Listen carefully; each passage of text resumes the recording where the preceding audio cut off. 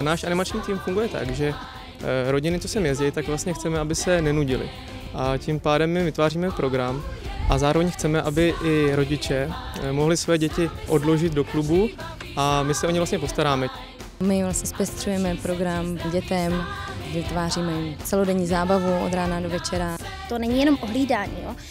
Ta animace v dětském klubu je o tom, že si po těch 2 hodinách třeba odnesou něco, nějaké zážitky. Tak myslím, že rodiče baví nejvíce to, že si u nás můžou nechat děti a že ty děti zabavíme a mají svůj čas pro sebe. K nám chodí děti od 3 let až klidně do 15. Jsou tady třeba děti, kterým bylo 15 a zároveň tancovali s námi diskotéky, malovali si na trička právě.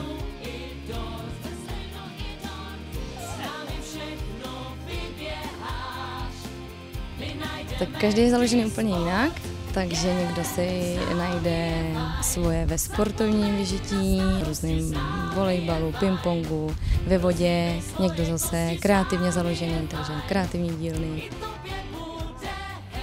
Děti tady nejvíc zatím baví určitě diskotéka, večer dětská.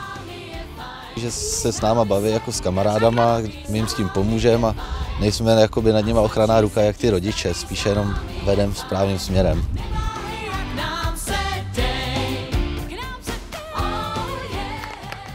A klidně i rodiče můžou přijít.